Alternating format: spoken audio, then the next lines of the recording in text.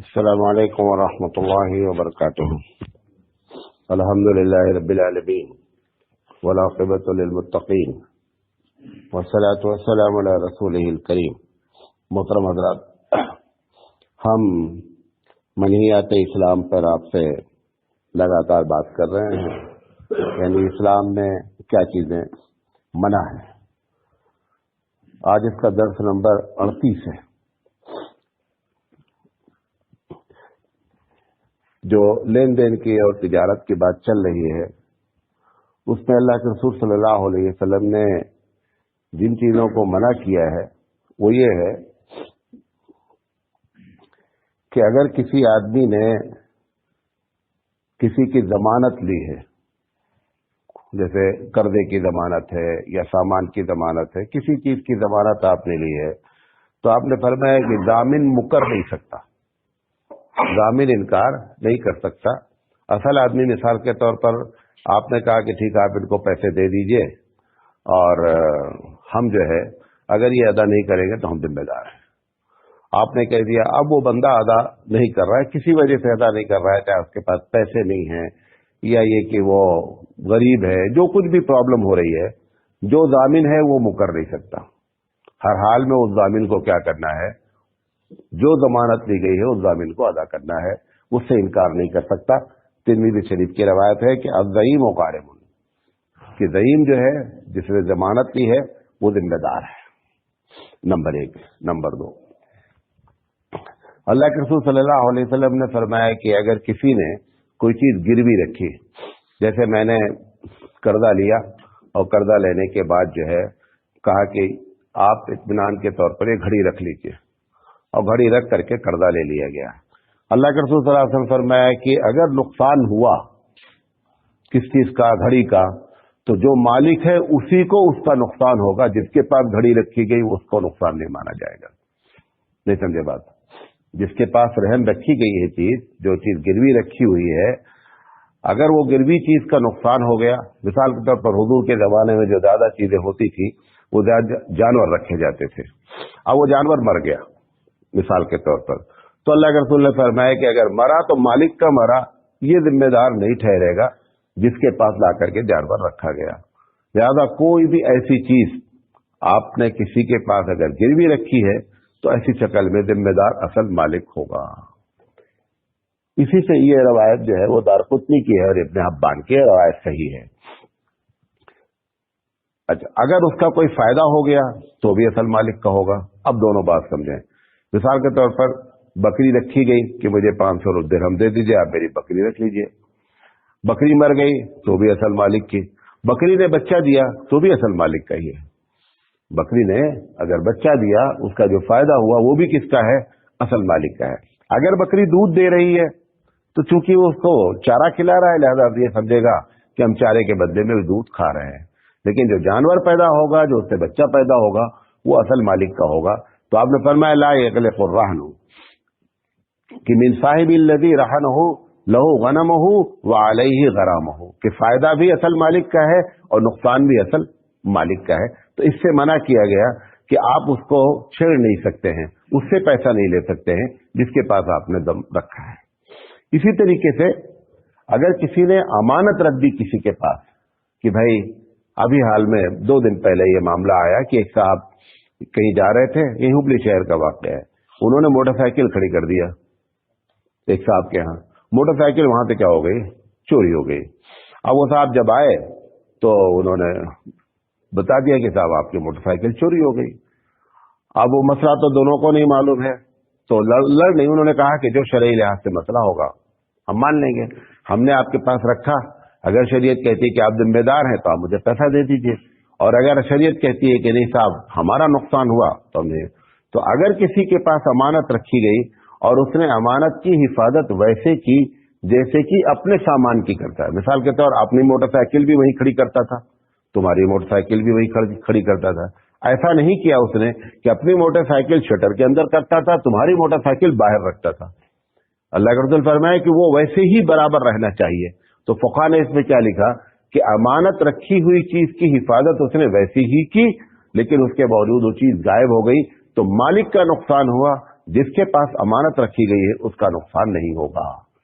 अब ये कितने केस ऐसे होते रहते हैं कि वो आदमी उसको जिम्मेदार बना करके और वो पैसा लेता रहता है। लिहाजा अगर उसने उसका ख्याल रखा है तो फिर ऐसी शक्ल में क्या है कि वो जिम्मेदार है।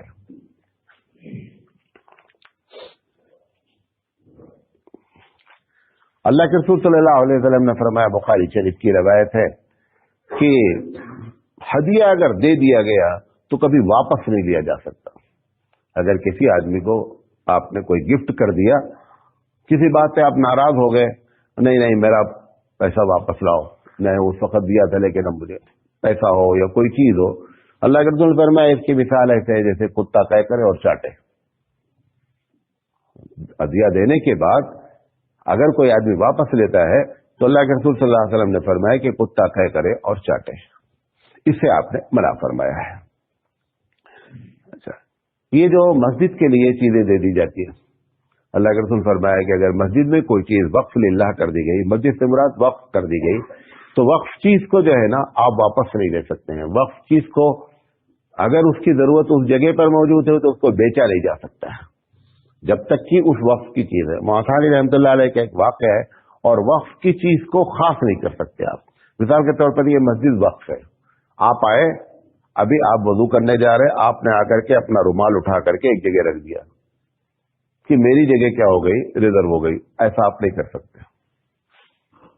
आपने उतनी देर तक अल्लाह ताला की वक्फ की चीज को अपनी जात के लिए क्या कर लिया, वक्फ कर लिया, ये अलाउड नहीं है। हाँ, आप बैठे हुए थे पहले से और अचानक आपका वजू टूट गया या थूकने जा रहे, कोई वजह है, तो उस वक्त आप रुमाल छोड़कर चले गए, ये तो मुमकिन है। लेकिन ये कि अभी आपको टॉयलेट जाना है, वजू करना है, आप आए और आकर के अपना रुमाल रख करके चले गए ताकि यहां पर कोई दूसरा नहीं बैठे, ऐसा नहीं किया जा सकता। बाद बड़े बड़े शहरों में एक चीज और भी हो रही है कि जो लोग कुर्सी पर नमाज पढ़ रहे हैं, अपने घर से कुर्सी ला करके मस्जिद में रख दे रहे हैं, अपने घर से कुर्सी ला करके रख दे रहे हैं, और उस कुर्सी पर दूसरा कोई अगर बैठ गया तो उसको उतार देते हैं एकदम। अगर आपके घर की कुर्सी है तो मस्जिद रखने की जगह नहीं है, और अगर आपने मस्जिद में रख दी है तो फिर वो आपकी नहीं रह गई है। मैं खुद, मेरे साथ हुआ बॉम्बे में, मेहदी मस्जिद में, बॉम्बे सेंट्रल पे, कि वो एक साहब की कुर्सी थी, मुझे क्या मालूम, मैं बैठ गया। अब वो साहब बहुत बड़े करोड़पति आदमी थे, वो आए, उन्होंने कहा बात उठो, तो मैंने कहा कि आपकी कुर्सी है, कहा। तो हमने कहा आपकी कुर्सी क्या आपके घर में जगह नहीं है, आपने अल्लाह के घर में क्यों ला के रखा? आप अगर इसके मालिक हैं तो अल्लाह के घर में रखने वाले आप कौन होते हैं?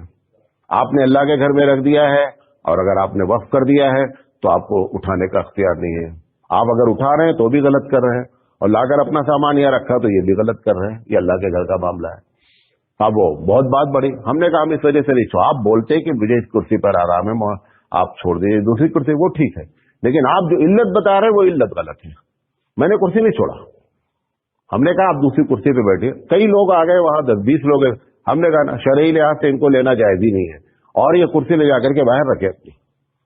तो ये क्या है कि मकसद था मसला बताना उनको, वो कुर्सियां बहुत सी थी, लेकिन वो ये समझ रहे मेरी कुर्सी है, मस्जिद में किसी की कुर्सी नहीं होती।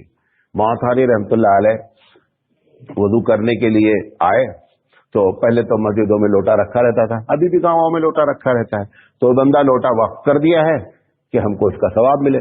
तो एक साहब ने क्या किया कि मौलाना रहमतुल्लाह अलैह की मिसवाक ली और पानी भर के लोटे में, और उसको मिसवाक को डाल दिया ताकि मिसवाक जरा से नरम हो जाए, और हजरत जब टॉयलेट वगैरह से फारिग होंगे इस्तिंजा से तो मिसवाक कर लेंगे, वजू कर लेंगे। मौलाना रहमतुल्लाह अलैह आए तो जहां उन्होंने मिसवाक रखी थी वहां रखी नहीं थी, तो पूछा मेरी मिसवाक क्या हुई? तो एक साहब जो खादिम थे, मतलब जो बेचारे खिदमत के तरीके से मतलब चाह रहे थे, उन्होंने कहा हजरत आपका लोटा में पानी रखा हुआ है। उन्होंने कहा पानी किसने रखा? तो उन्होंने कहा कि मैंने पानी रखा। वो समझे कि मतलब बहुत अच्छा काम हमने किया। तो उन्होंने कहा कि आपने ऐसा क्यों किया, ये लोटा वक्फ लिल मस्जिद है, आपने इतनी देर के लिए इसको हमारे लिए क्या कर दिया, रिजर्व कर दिया, ये अलाउड नहीं है। इतनी देर ये वक्फ लिल अशरफ हो गया, वक्फ लिल अशरफ करने का आपको अख्तियार नहीं था। ये इतना मामला है। अब जैसे मुअज्जिन है, इमाम साहब है, मस्जिदों के जितनी चीज है वो ऐसा इस्तेमाल करते हैं लगता है उनके घर की चीज है। एकदम इजाजत है। गाँव में पानी लेके जा रहे हैं इमाम साहब, सामान मस्जिद का लेके चले जाते हैं, अपने घर में इस्तेमाल करते हैं, फिर ला करके यहाँ रख देते हैं। आप मस्जिद में रहें, आप मस्जिद में जिस तरीके से इस्तेमाल मुसल्ली करता है उस तरीके से आप भी इस्तेमाल करें, लेकिन मस्जिद की चीज जो वक्फ चीज है, इस वक्फ चीज को इस तरीके से इस्तेमाल नहीं किया जा सकता। ये वक्फ लिल्लाह चीज है। इसी तरह अल्लाह के रसूल सल्लल्लाहु अलैहि वसल्लम ने इस बात से भी मना फरमाया ज़कात के सिलसिले में, चूंकि लेन देन का मामला है, कि जो ऊंट, ये अबू दाऊद की रवायत है कि जो ऊंट इस्तेमाल हो रहा है उस पर ज़कात नहीं होगी। इससे हजारों चीज का मसला अपने आप, मिसाल के ऊपर वो ऊंट क्या होता था कि उस ऊंट से पानी खींचा जाता था। तो अल्लाह के रसूल ने फरमाया कि जिस ऊंट में को लिया गया है बिजनेस के तौर पर, इन्वेस्टमेंट किए हुए है, बंदा ऊंट खरीदता है, ऊंट बेचता है, तो उस पर ज़कात है। लेकिन ये ऊंट इसका ऐसा है कि जिससे ये काम करता है। तो अब इससे तमाम मसले वाज़ेह हो गए कि जितनी चीज आप इस्तेमाल कर रहे हैं उस पर किसी पर ज़कात नहीं होगी।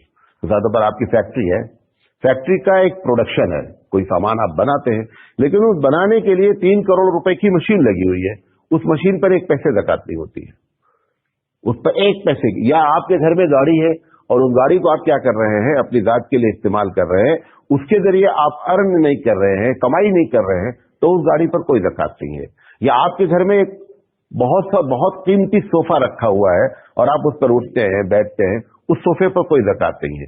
तो इससे एक छोटे से मसले से अल्लाह के रसूल सल्लल्लाहु अलैहि वसल्लम ने सब चीज पर मना कर दिया कि इन तमाम चीजों पर किसी चीज पर गोया कि ज़कात नहीं है। ज़कात हमेशा उस चीज पर होती है कि जो कमाई जाए, जो खुद अपनी वैल्यू डेली, मिसाल के पास सोफा है, आप कितना भी कीमती सोफा लेकर के आए और आपने अपने घर में रख दिया, 5 मिनट के बाद उस सोफे को बेचना चाहे तो आप जितने में लेकर आए हैं उसने अपनी वैल्यू क्या कर दिया, खो दिया। आप शोरूम से गाड़ी निकाल के लेकर के आ जाए, अपने दरवाजे पे खड़ी कर लें और खड़ी करने के बाद बोले मैं गाड़ी बेचना चाहता हूं, अगर आप 5 लाख की लाए हैं तो 5 ही हजार चाहे आपको देना पड़े कम, लेकिन अब वो 5 लाख की गाड़ी बिकने वाली नहीं है। तो जो चीज अपनी वैल्यू खोती रहती है उसके ऊपर ज़कात नहीं होती। इसी बुनियाद पर इमाम शाफी रहमतुल्लाह अलैह ने एक बहुत बड़ा मसला बयान कर दिया कि जो जेवर पहने जाते उस पर ज़कात नहीं। इमाम शाफी रहमतुल्लाह अलैह का कहना है कि जो जेवर पहना जा रहा है, कम एक जेवर होता है जो औरतें रखे हुए हैं वक्तन फवक्तन शादी ब्याह में दिखाने के लिए पहनती हैं, एक जेवर ऐसा है कि जो डेली यूज कर रहे हैं, अंगूठी पहने हुए हैं, नाक में कोई चीज पहने हुए हैं। तो इमाम शाफी रहमतुल्लाह अलैह का कहना यह है कि उसके ऊपर ज़कात नहीं है। क्यों? क्योंकि हर पहना जाने वाला जेवर अपना वजन कम कर रहा है, चाहे बहुत मामूली सा कम। क्यों? वो पहनते पहनते रगड़ते रगड़ते क्या होता है, कम होता है। ये इमाम शाफी रहमतुल्लाह अलैह का कहना है कि दो चीजें बैक वक्त ज़कात में नहीं जाएंगी, अपनी वैल्यू भी खो रहा है और आप उसके ऊपर 2.5% ज़कात भी मार दें। ये इमाम शाफी, खैर उनकी दलील भी है, हदीस भी है जिसकी बुनियाद पर कहते हैं। अबू हनीफा रहमतुल्लाह अलैह कहते हैं कि नहीं, वो इतना माइनर में क्या कहते हैं घिसता है कि जिसको काउंट नहीं किया जा सकता, लिहाजा उसके ऊपर ज़कात देनी है। गोल्ड इज गोल्ड, उनका कहना है कि gold is cash and gold is gold. सोना सोना है और सोना कैश है।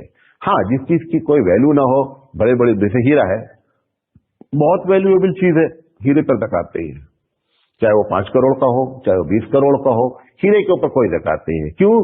क्योंकि हीरे की रीसेल वैल्यू नहीं है। आप रीसेल वैल्यू अगर लेंगे, आप कितने भी लेकर के आए हैं, हीरे की वैल्यू बढ़ सकती है। कभी कभी ऐसा भी होता है हीरे में कि एक जवाहिरी कहता है कि हीरा है, दूसरा जवाहिरी कहता है कि ये कहां तुम ठग गए, पत्थर उठा लाए। लेकिन सोने में ऐसा नहीं होता है। सोने में आज भी और पहले भी सोने की कसौटियां हैं, अब इलेक्ट्रॉनिक कसौटी है, पहले पत्थर की कसौटी होती थी। वो घस करके क्या करता है, बता देता है कि ये सोना है या नहीं है। लेकिन हीरे में कोई ऐसी चीज नहीं है कि सारे लोग मुत्तफिक हो जाएं। और हीरे की जो वैल्यू है, उसकी वैल्यू उसके अंदर कार्बन का होना है। ऐसा भी लोगों का कहना है जो केमिकल के स्पेशलिस्ट हैं, उनका कहना है कि जो कार्बन की वजह से हीरे की वैल्यू है, ऐसे भी चांसेस है कि कोई चीज अगर हीरे से टच हो जाए तो वो कार्बन उसके अंदर से अगर निकल जाएगा तो हीरे की वैल्यू क्या हो जाएगी, खत्म हो जाएगी। इस बुनियाद पर बहरहाल हमारे टॉपिक से नहीं है, लेकिन ऐसी चीजों से अल्लाह के रसूल सल्लल्लाहु अलैहि वसल्लम ने ज़कात मना किया है कि ऐसी चीजों पर ज़कात न लगाई जाए। क्योंकि होता यह था कि ज़कात का डिपार्टमेंट था, ज़कात कायम किया गया था। क्योंकि जो इस्लामी हुकूमत का अमीर होता है, उसकी बड़ी जिम्मेदारियों में से एक जिम्मेदारी होती है कि पूरे ملک پہ زکوٰۃ کے نظام کو قائم کرے اور زکوٰۃ کو اجتماعی شکل میں کلیکٹ کرے اور زکوٰۃ کو پھر جتنے 8 لوگ ہیں ان 8 لوگوں میں جہاں وہ مناسب سمجھے وہاں پہ خرچہ کرے، یہ اس کی بڑی ذمہ داری ہوتی ہے۔ لہٰذا جیسے ہی اسلامی حکومت اللہ کے رسول صلی اللہ علیہ وسلم زمانے میں اسٹیبلش ہوئی، زکوٰۃ کا نظام سب سے پہلے کنٹرول میں لایا گیا۔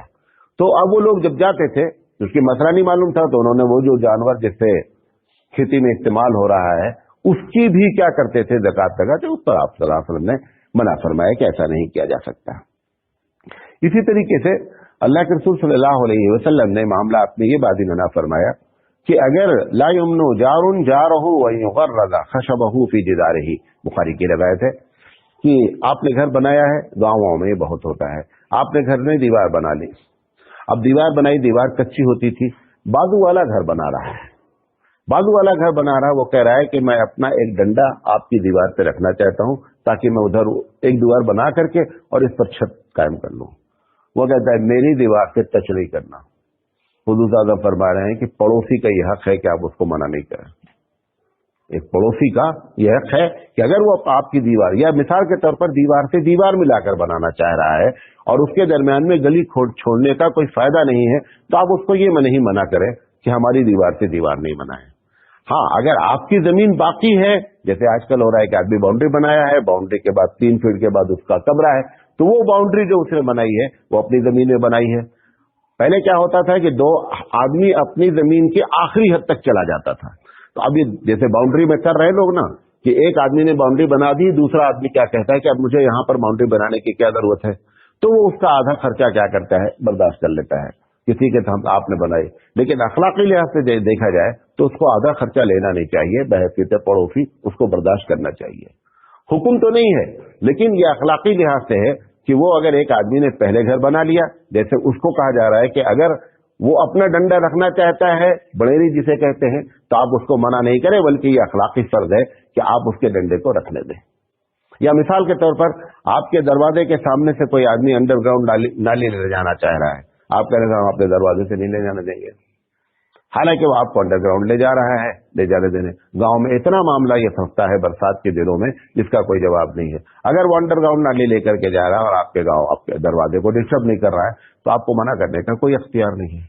تو اللہ کے رسول صلی اللہ علیہ وسلم نے پڑوسی کا تو اتنا حق بیان کیا کہ نبی صلی اللہ علیہ وسلم کے صحابہ کہتے ہیں کہ ہم کو لگنے لگا کہ اب وراثت میں حصہ ہونے والا ہے، یعنی وراثت میں ایک شیئر دے دیا جائے گا کہ پڑوسی کی وراثت میں اتنا بڑا ایک حصہ ہے، لہذا اس سے بھی اللہ کے رسول نے منع فرمایا کہ اگر وہ فائدہ اٹھانا چاہ رہا ہے تو اس کو آپ منع نہ کریں۔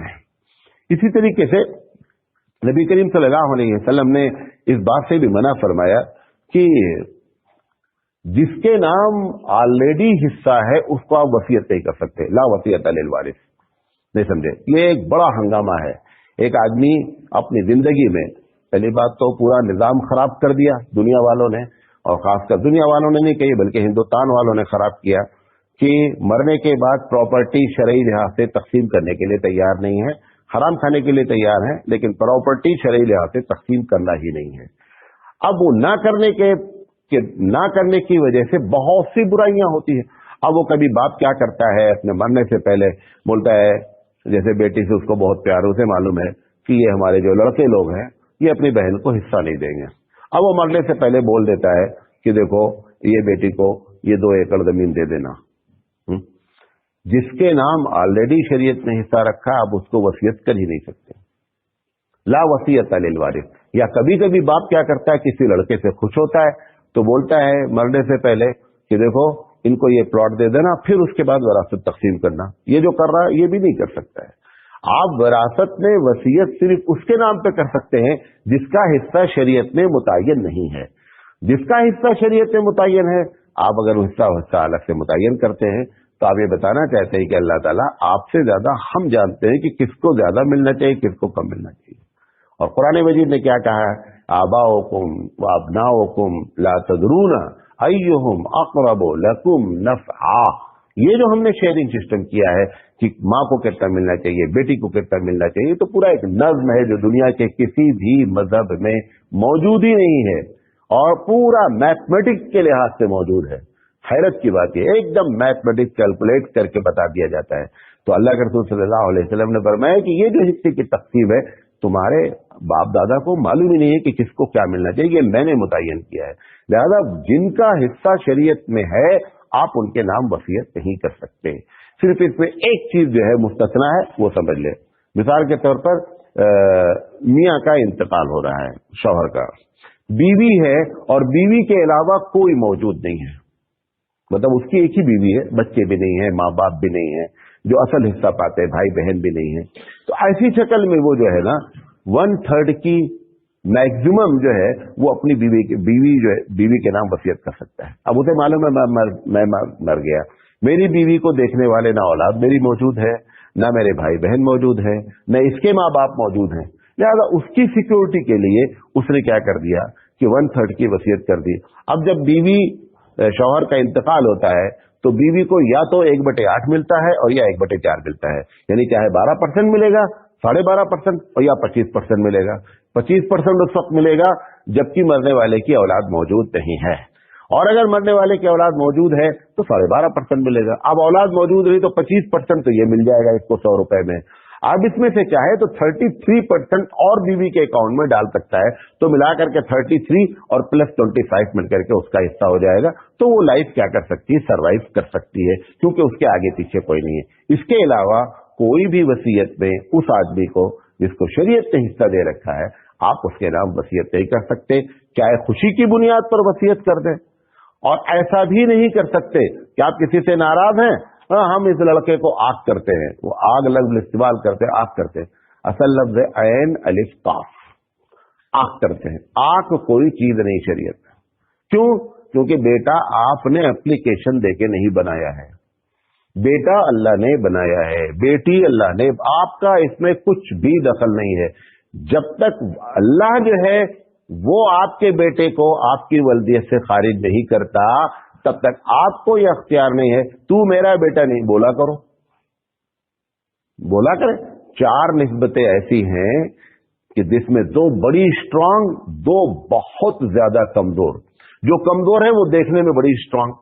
مثال کے طور پر میاں بیوی کی بڑی اسٹرانگ نسبت ہے، ایسے ٹوٹتی ہے، منٹوں میں ٹوٹ سکتی ہے، 1 سیکنڈ میں کیا سکتی ہے، ٹوٹ سکتی ہے. پیری اور مریدی کی نسبت بڑی دیکھنے میں محبت والی. اگر پیر ایک مرتبہ کہہ دے تو میرا مرید نہیں، ختم ہو گئی کہانی. یا وہ مرید کہہ دے کہ حضرت آج سے ہمارے پیر نہیں، ختم ہو گئی کہانی. لیکن 2 نسبت ایسی ہے کہ آپ توڑنا بھی چاہیں تو آپ توڑ نہیں سکتے. اس میں سے ایک نسبت جو اللہ نے قائم کی ہے، کیا؟ ماں ہے. آپ امی کہہ دے کہ میں تجھے بیٹا نہیں،